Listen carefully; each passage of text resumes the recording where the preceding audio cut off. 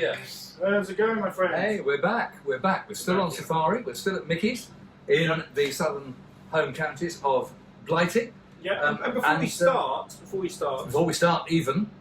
let's give a mention to a fan that came down, of the fan of a Bob and Ramon show. So the story is that Ramon and I did a gig in Southend a couple of Saturdays ago. No, last Saturday. Yeah. Which was quite an interesting one. A whole variety of different guys put on by a local guy. All kinds of people, sort of kind of post-radio head acoustic singer, songwriter types. Yeah. There was a guy later in the day who played a pretty heavy kind of shred gent kind of stuff. He was very good. Yes. But not necessarily my taste of music. He was really good. There was a guy who performed on solo bass, which is brave, adventurous. Mm-hmm. And sandwiched in between all of this was yours truly, and then Ramon also did a set with Dave playing jazz. They're playing jazz, grown-up music. Yeah. Who else was there? Tim Pells, of course. Our friend Tim Pells from a previous video about Guilds. Playing Renaissance music. Playing Renaissance classical. And some contemporary.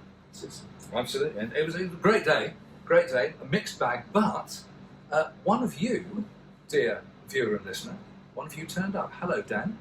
Hi, Dan. How's it going? Thanks for coming. Thank you for coming. Thank you for staying so long and supporting us and all the rest of it. It was really nice to meet you.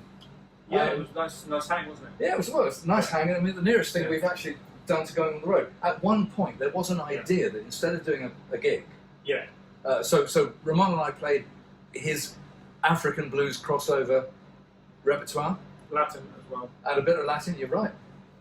Given what's coming up with Cuba, but we were gonna do a Bob and Ramon live show. Yeah, and that's going to happen one day. We are going to do that. When we pull our fingers out and overwhelm the technology. I mean, we should be able to do it on Facebook Live or something now. Yeah, but we'll do that on the guitar show because it's just got a bigger outreach. But we'll do the Bob and Ramon show on the guitar show. All right. The Bob and Ramon show will infest the guitar show. Yeah. I like the sound of that. So what we're going to do, what you got here? Well, the reason we're here, actually, right, is entirely selfish. It's, as usual, you know about these videos, it's all about me, isn't it? Right. This, Mickey has kindly invited us over here to see this, okay? This, because he's got this, which is going to be up for sale. Now, he knows, well, he should know, because he sold me the first one. He sold me my red 330T single pickup. He knows that these are my favourite guitars. So when he got this one in, he said, you've got to come and see this. This is a 59 Sunburst 330T single pickup in really fantastic condition. This is a worthy partner to my 59 335. It's in lovely shape. I mean, the things that you could complain about this guitar are so infinitesimally small, it's not even worth mentioning. It's just all there. Plays great, sounds great. Well, it plays great because he's really good at setting guitars up. By all accounts, it was a bit of a nightmare when it came in, but it's playing beautifully now. Acoustically, this is the ultimate couch guitar, the 330 anyway. But it's just a fantastic piece. So I thought we'd grab some airtime and just play it a bit. Yeah, it's very resonant and it's got a beautiful neck shape on it. 59 neck, so a little bit bigger than mine, which are 60-61s, where it thins out a bit. This is it. It's just a joy. I mean, you can sit down and watch the telly and play this unplugged all day long. So it's just a bit of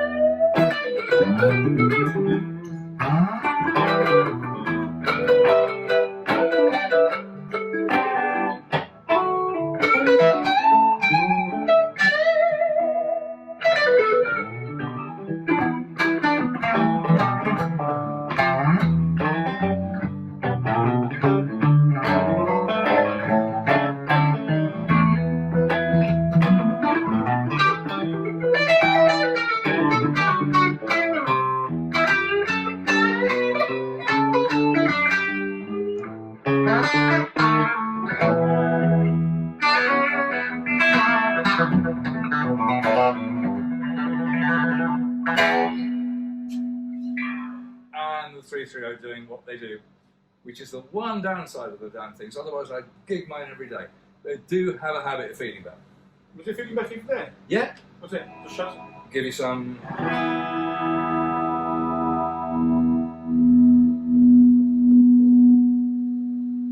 Yes. Oh, it's lovely musical feedback, but Yeah. you know, hard to control. Right. There you go. Is So- it harder to control than a 330 with the two pickups? No, I don't think so.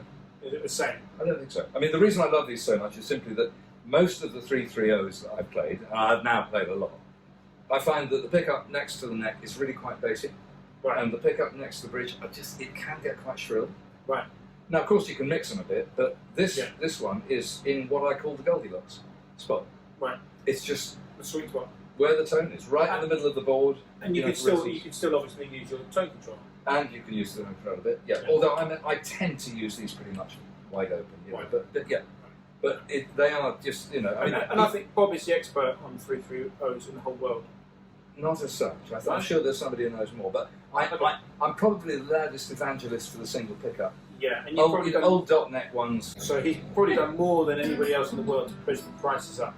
They've got more skin in the game. So if you were thinking about getting a bargain, again, I think the ship is safe. I mean, the even 330s, you know, once when I'm juniors rose in price and now pretty hefty, and then 330s are coming up right underneath it. And God, even old ES-125s from the mid-60s. still going up. I mean, yes, okay, they've got Gibson, you know, in gold on the headstock, and they've got nice old wood necks and all the rest of it, Yeah. and some got nice decent P90s, so they're not dogs, but still, you know, they're very modest guitars. Yeah. Many haven't even got cutaways, and even those are pulling in, you know, a few thousand now, which is, you know, the rising tide lifts all the boats. Yeah. So you better get on board, guy, before it's too late. Vintage advice here from Ron. I'm too late myself. I think I've missed my own bloody boat. Yeah, I'm too late, man. The bus has left. I haven't got it. Yeah, but there you are. Anyway, so you know, no, get involved quickly, you know, so that then they can slap a nice wealth tax on you. Because he's party, he's now in power. No, it isn't. They just got booted out. He's got Farage in. The so fascists got booted out. he's got Farage in, so he's got one going. Yeah. So anyway, we just thought we'd flash this exquisite 330T 59 because it is absolutely monster. Beautiful. Really. Whoever ends up with this is going to be very fortunate. Yeah. Because it is just a bloody beauty. So on that note, we're going to make this one quite short. Let's do a bit of a run up because I'm heading off to Cuba. He's heading off to Cuba. We've got to do a run.